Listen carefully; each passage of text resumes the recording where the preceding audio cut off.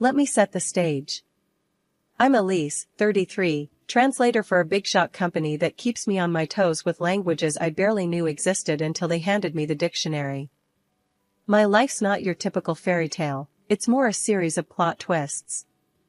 I married straight out of college, thinking I'd nailed life. But fast forward a few years, the marriage tanked, big surprise, right? But it gave me the best thing ever, my daughter Lily, a spitfire at 8, who has more wit in her pinky than most do in their entire head. Then, there's David, my current flame, or as I like to call him, Mr. Right the second time around. We bumped into each other at a dusty old book club. He was arguing about Hemingway's love of brevity, and I was all in for Fitzgerald's flair. Sparks flew over worn pages and tepid coffee. That was the start of endless debates and coffee dates. A year down the road, David popped the question at the same dingy coffee shop, with a ring as understated as our meeting. "Elise, will you?" He had started, all nervous, which wasn't his usual confident self. "Make your coffee every morning? Only if you promise to pick up your socks," I quipped, before slipping in a serious, "Yes, I will."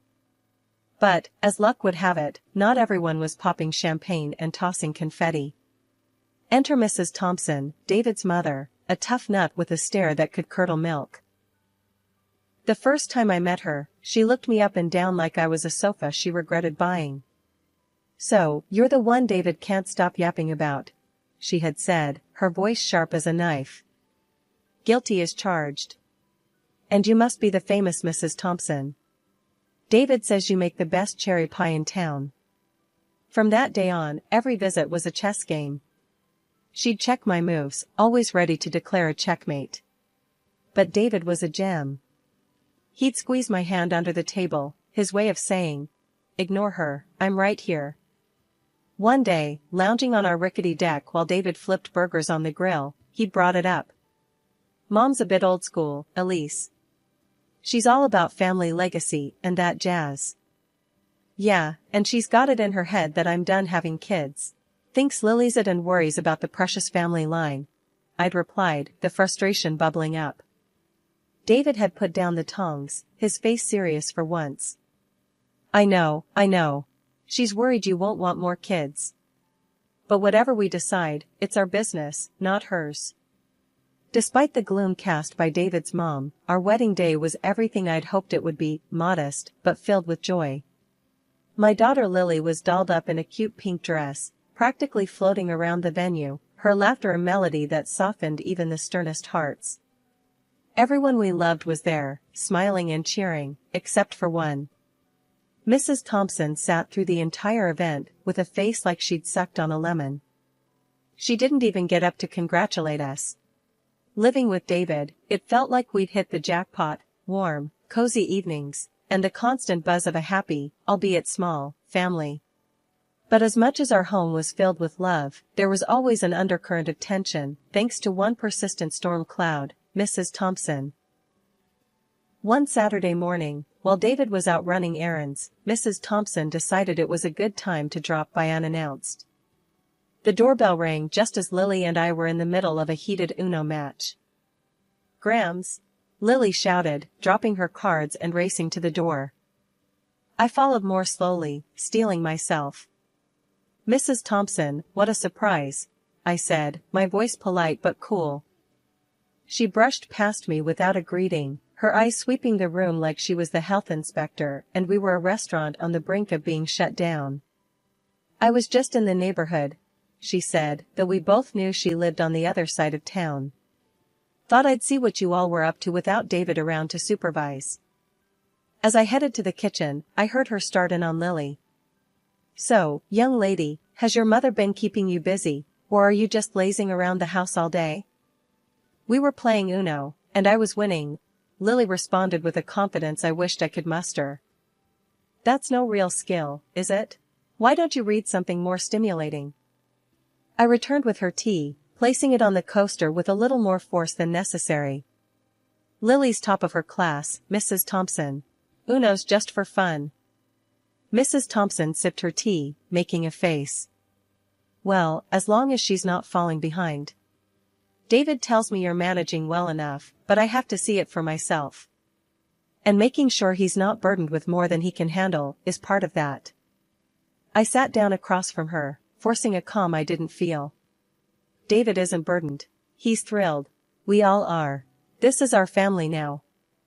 She stood up, smoothing her skirt. Well, I'll let David know my thoughts. He deserves to hear it from his mother. As she walked to the door, I followed, my voice firmer now. David hears everything from me, Mrs. Thompson. We don't keep secrets or run reports to parents. We're adults, building a life together. She paused at the door, her back to me. Just remember, Elise. I'm his mother. My approval might not mean much to you, but it means a lot to him. Trying to get along with Mrs. Thompson was like trying to smooth a crumpled paper. No matter how hard you try, the lines are always there. But for David's sake, I kept at it. One evening, I decided to host a dinner. Nothing fancy, just a casual thing to maybe melt some of that ice. I'm making your mom's favorite tonight, cherry pie. Think it'll win her over? I asked David as he helped me set the table. David chuckled, straightening a fork. Mom's tough, but nobody can resist your cherry pie. Just take it easy, yeah? She can be, a lot. The plan was simple. Dinner at 6, pie for dessert, and hopefully some kind of truce by the end of the night. But as luck would have it, just as I pulled the pie out of the oven, looking golden and perfect, Lily's school called. Mom, it's Miss Carson. She says I left my project at school, and it's due tomorrow. Lily's face was a mix of panic and hope. Okay, we'll go get it. Can't have all your hard work go to waste, I said, glancing at the clock. Mrs. Thompson would be here any minute. I scribbled a quick note for her, just in case we missed each other. Back in 8. Make yourself at home. We rushed to the school and back, making it in just under 20 minutes. When we walked in, Mrs. Thompson was seated at the table, looking like she owned the place. David was pouring her a glass of wine. Dinner went by with the usual small talk. How's work, how's school, the weather, safe topics that kept the night from turning into a minefield. Then came the pie. I served everyone a generous slice, smiling a bit too eagerly. Hope it's as good as you remember, Mrs. Thompson. We all took a bite, and immediately, Lily's face scrunched up. Ugh, Mom, this tastes weird. Confused, I took a bite myself. My mouth was assaulted by a blast of salt and sour, a far cry from what I'd prepared. I looked up at Mrs. Thompson, who was watching me with a smug look. This doesn't taste right, Elise. Did you follow the recipe properly? She asked, her voice dripping with condescension. Of course, I made it just like... I started, but then it hit me. She had been alone in the house. My eyes narrowed. David, noticing the tension, jumped in. Maybe it's just a bad batch of cherries? Let's not sweat it. How about we order some pizza instead? Sounds great, I managed to say, my eyes still fixed on Mrs. Thompson. After David went to order the pizza, Mrs. Thompson leaned in close and whispered, maybe next time you'll think twice before leaving me alone in your kitchen. I was stunned. She had actually sabotaged the pie. I kept my cool, though. Is this how you want to play it? Just making sure you know where you stand, she hissed back. The rest of the evening was a blur. Pizza came, we ate, and Mrs. Thompson left soon after, not a word about the pie. David seemed oblivious, happy even that we'd managed to salvage the night with takeout. Life after the pie incident felt like walking on eggshells, especially whenever Mrs. Thompson was around. But David, bless his heart, thought a change of scenery might do us some good. So, out of the blue, he comes home one evening, all smiles, waving a set of plane tickets, like he's won the lottery. Guess what, Elise? We're going on vacation. And not just any vacation, India, he announced, practically bouncing on his heels. India? Seriously? I couldn't hide my surprise. India had been on my bucket list for as long as I could remember. But what about, your mom? David's face fell a bit, then he shrugged. Well, she's coming too. Thought it'd be good for all of us to spend some quality time together, bond a bit. I sighed, already dreading the drama, but not wanting to burst his bubble. Alright, if you think it's a good idea. When do we leave? In 2 weeks. I got it all planned out. We'll see the Taj Mahal, ride elephants, the whole 9 yards. His enthusiasm was infectious, and despite my reservations, I found myself getting excited about the trip. The weeks leading up to the trip were a whirlwind of planning and packing. Lists, shopping, more lists. The night before we were set to leave, David and I sat down with a map and a guidebook, marking out all the spots we wanted to visit. You really think your mom is going to ride an elephant? I joked, trying to keep the mood light. David laughed. I'd pay good money to see that. The day of the departure was chaotic. Bags everywhere, Lily running around in excitement, and Mrs. Thompson, well, she was her usual self, complaining about everything from the weight of her luggage to the timing of the flight. Why does it have to be so early? And why India? It's so far and exotic, she grumbled as we loaded up the car. Mom, come on, it's an adventure.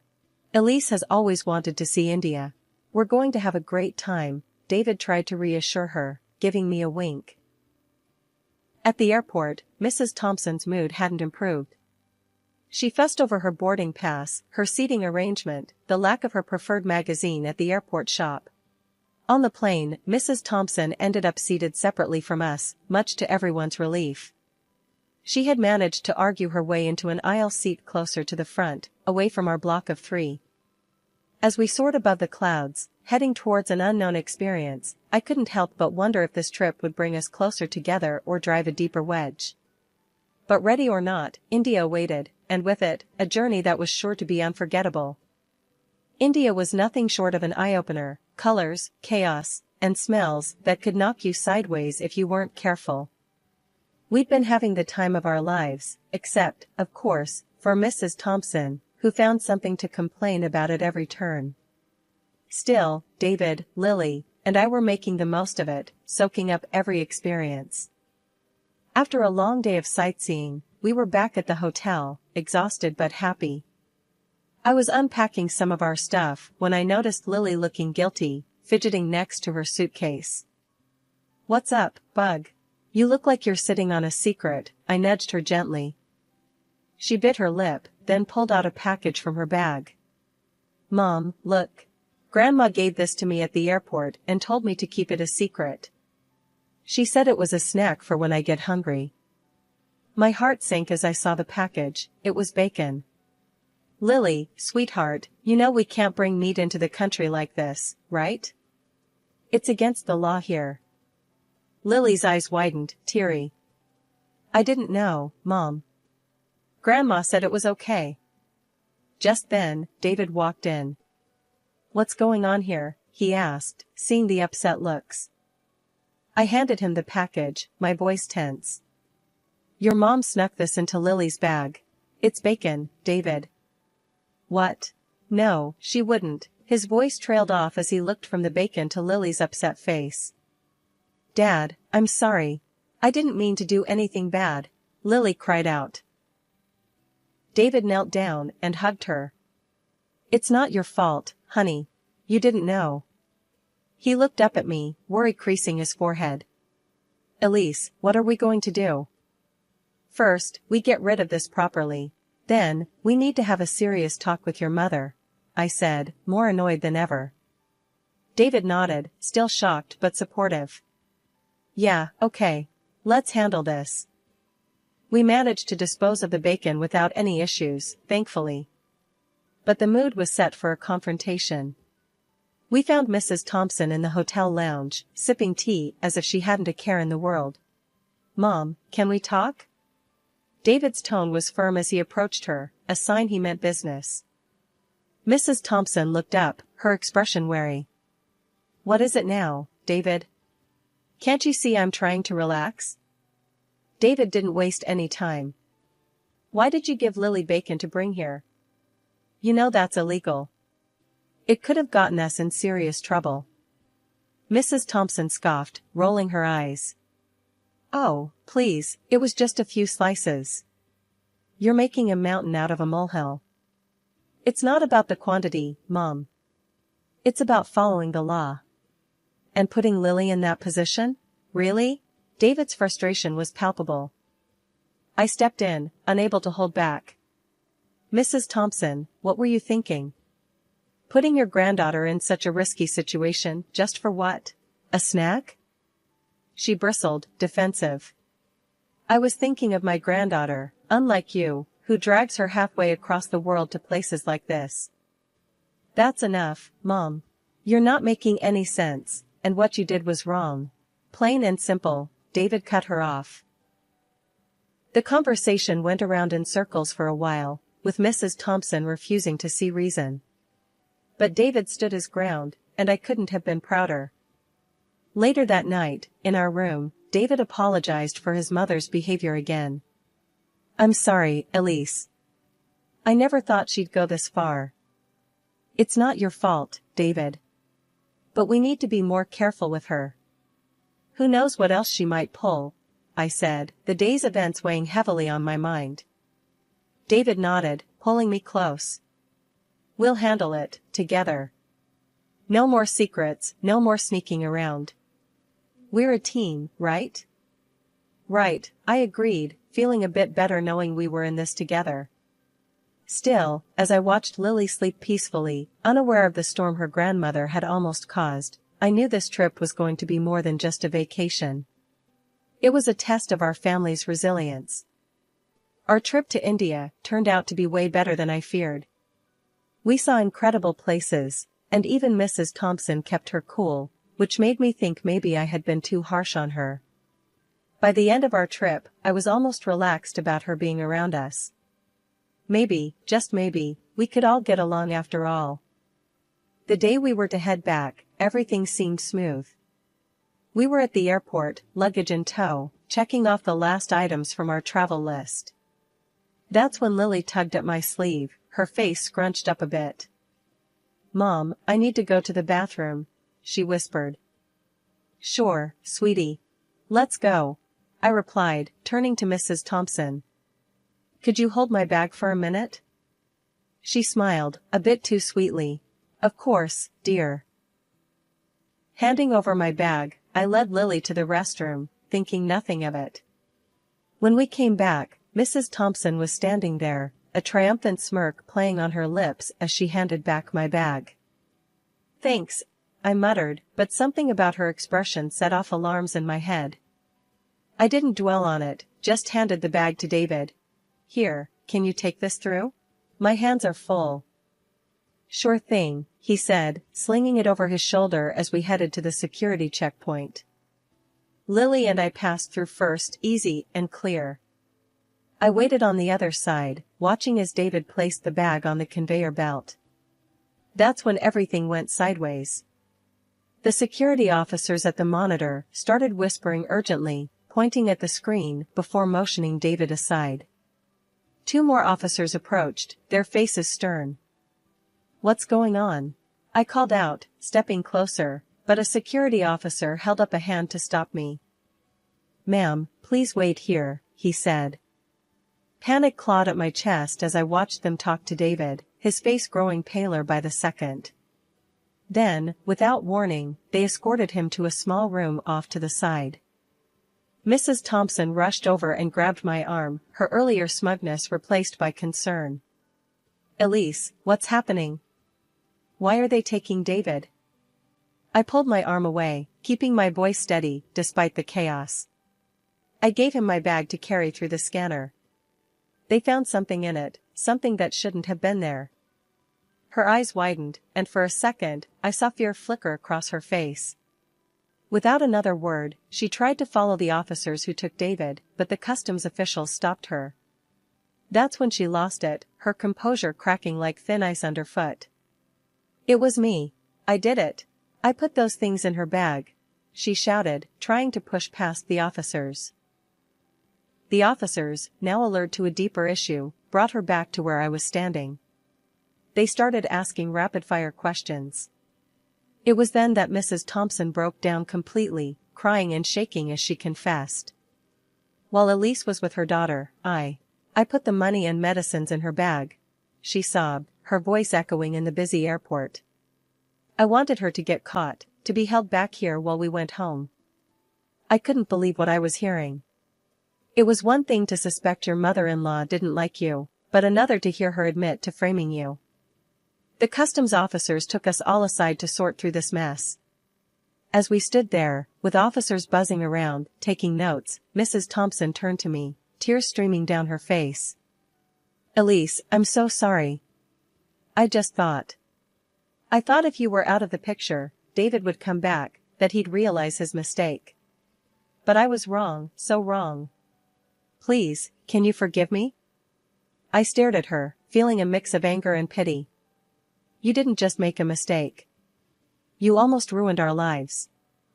The officers had listened to everything, and after confirming the story with the surveillance footage, they decided to release David. He came back to us, his face a mask of shock and relief. When he saw his mother in handcuffs, something inside him seemed to break. Mom, how could you? His voice was barely a whisper, but it cut through the noise around us like a knife. I wanted to protect you, Mrs. Thompson cried, trying to reach out to him. The police took Mrs. Thompson away to process her for the crimes she admitted to, leaving us in a bubble of stunned silence. As we headed to the gate to catch our rescheduled flight, I leaned on David, the events of the day replaying in my mind. His mother's actions were unforgivable, and as we walked, a plan began to form on how we would move forward, how we would rebuild the trust and safety that had been so severely shattered. Back home, the silence of our living room felt like a stark contrast to the chaotic noise of the airport police station. David and I sat with cups of tea that had long gone cold, the events of the past few days settling around us like dust after a storm. David broke the silence first, his voice low and weary. I can't believe she'd go that far, Elise. I'm sorry you had to go through all that, because of her. I looked over at him, seeing the strain in his eyes.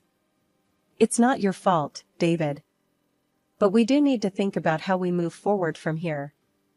We can't let this slide. Yeah, I know. He leaned forward, resting his elbows on his knees. The lawyer mentioned a restraining order might be necessary. Given everything, I think he might be right. It was a tough pill to swallow, the idea of legally barring his mother from our lives, but it was a measure of the severity of her actions. It would give us peace of mind, at least. She needs to understand the consequences of her actions, legally and personally. David nodded, rubbing his face with his hands. Yeah, I'll call him tomorrow. Get it started. It's just hard, you know?